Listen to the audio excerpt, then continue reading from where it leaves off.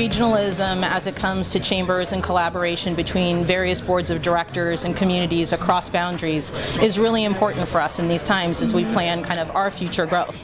So this evening, not only do we know that in order to be able to be successful, that we need to work across sectors, across different disciplines, but we need to strengthen the relationships and the partnerships that we have, and more importantly, a lesson that I think that we're going to learn wholeheartedly this evening is that we also need to learn what it takes to work across borders, whether that be our municipality, our county, our state, or our countries. What we want to do is to try and find companies that will be able to promote what we wish to see, and that is partners of excellence. We are interested in high value, low impact business, where economic growth and developing new technologies for energy can work together for a sustainable economic future for all. Strategic partnerships, vitally important, not just for our growth, but also to help the world. The Isle of Man has strong links with the US. First of all, with regards to business, we have a number of sectors that I pointed out that are serving very prestigious clients. NASA, we got Boeing, we're also dealing with Rolls-Royce, and IT companies which I can't name for contractual reasons. So we are involved in a number of sectors. So we have US-based businesses based already on the Isle of Man, and we would like to see that grow. It's important, with global energy prices rising with oil and gas, that our businesses on the island remain competitive.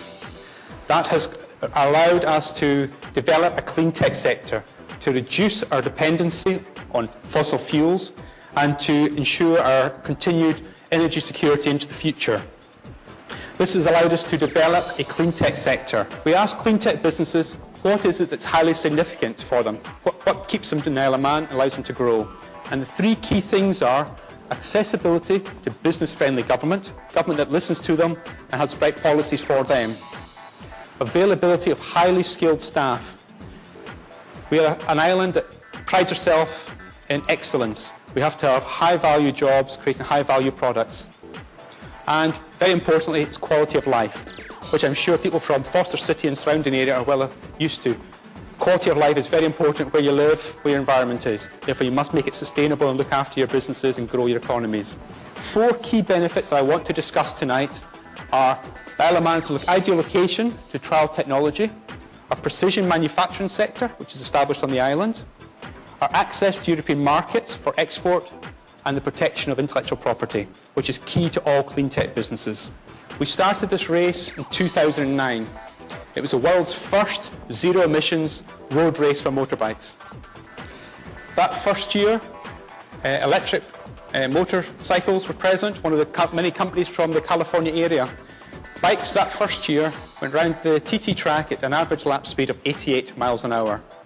This year, 2012, the electric motorbikes went round, 3 of them at greater than 100 miles an hour. The top bike was 104 miles an hour. That's a phenomenal increase, and as you've heard, that took petrol bikes over 50 years to get there. Good evening, I'm Courtney Heading, the founder-director of Bladen Jets. I met a guy on a plane who lived in Bethesda. We got chatting 8 years ago and I ended up buying into Bladen Jets. We then both moved to the island. I'm one of the older guys who believes that you can find money on the island, and we'll cover that question in a minute. I also work part-time for the Isle of Man government. I moved to the island for a lifestyle choice. For us, the Isle of Man is that very nice in-between, which also is right where the races are happening, so it's the perfect place to trial the new technology.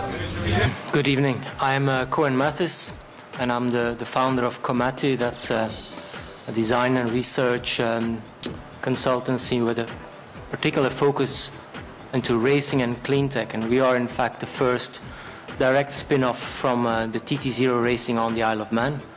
I'm currently still based with my activities in London and with a partner in Tokyo, and we are moving into the Isle of Man to set up our headquarters there.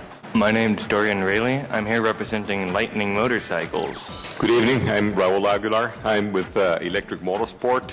We were one of the pioneering companies that were invited to the first Isle of Man motorcycle Grand Prix to inaugurate this form of competition. The clean tech sector in the Isle of Man is definitely on the up and up. And now already, after only 4 years of racing, we are setting up our startup. I'm one of the examples here that there is confidence, and I think on the Isle of Man things are definitely growing.